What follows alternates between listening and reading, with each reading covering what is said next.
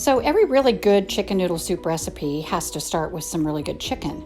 And I have a leftover carcass from a roast bird I did a couple of nights ago, which makes a perfect stock.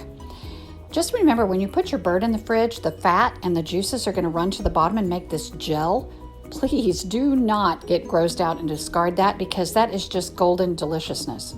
So we plop that in our pot, and then we add our aromatics.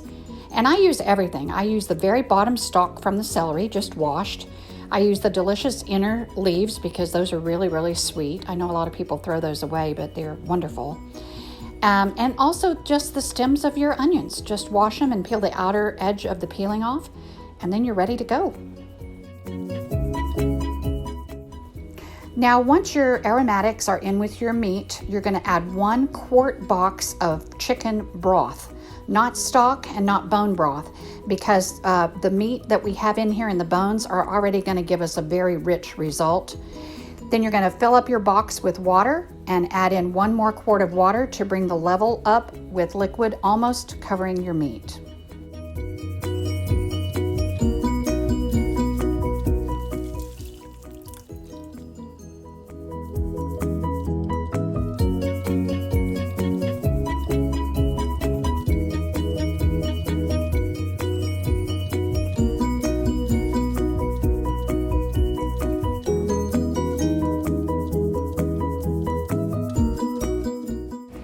Simmer with a lid on for 30 to 45 minutes, and then remove your little chicken.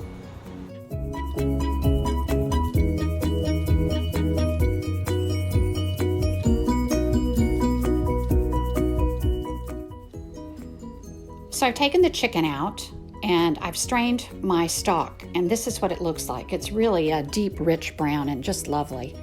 I picked all the meat off the bones, and I actually added 2 additional chicken breasts during the last 10 or 15 minutes, so I'd have more meat. I have some egg noodles here.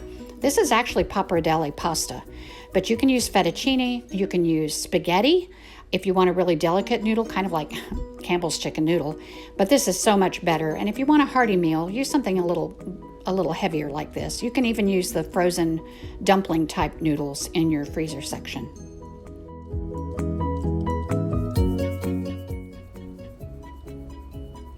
And now you can see I've chopped some celery and carrot, and I did them a pretty fine chop, not a mince. My family does not like a big gobby mouthful of mushy celery or carrot. So I put these in when I put the noodles in, and they cook for about 10 to 15 minutes. Then I chopped green onion and parsley. Once I turn the heat off, I put the chicken back in, and I sprinkle these over the top and just give it a brief stir, put the lid back on, and let everything stay warm.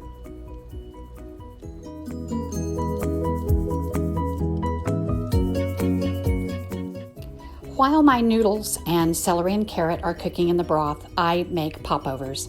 So this is a very simple recipe. There's actually no leavening involved. It's just a cup of flour, 2 eggs, a cup of warmed milk, and some butter. You're going to put your eggs in your blender and make them frothy. You're going to leave them in there for about 5 minutes on a good medium-high speed. You want them to be really fluffy.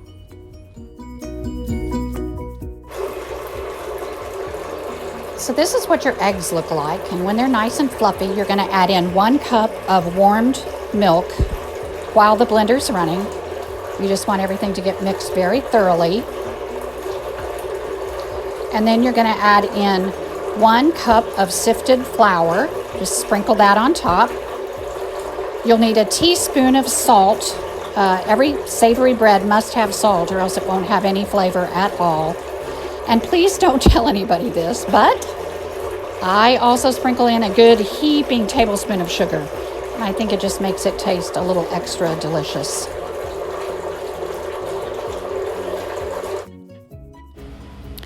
Once all of your ingredients are thoroughly blended together, you'll see that this batter is actually really, really thin. It's almost the texture of heavy whipping cream, and that's exactly what you want. So just between you and me, when we're at this point, I toss in a couple of tablespoons of melted butter. You probably won't find that in most recipes, but I love it. And you're just going to want to give it a quick whirl, and then you're good to go.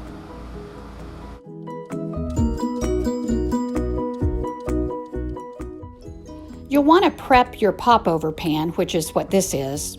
However, you can use a muffin tin or cupcake pans, but this is deeper, considerably deeper, which I really like. I put about a teaspoon of melted butter in the bottom of each cup, and then I brush the sides because we don't want anything to stick. And the secret to a popover is you have to put the whole thing in a very hot preheated oven, 400 degrees, until the butter sizzles and turns brown and your tin is burning hot. When the butter is brown and sizzly, pull the pan out of the oven, fill each cup 2/3 full of batter, and then pop it back in the oven. Close the door and don't open it. This is where the magic happens.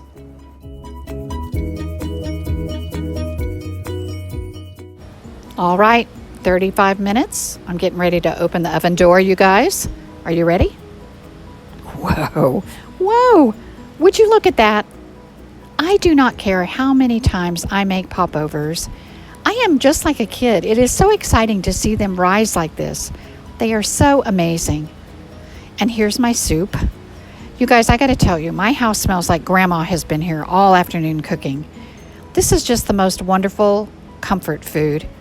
If you want your family to idolize you, I'm telling you, make homemade chicken noodle soup with popovers. Happy COVID cooking, you guys.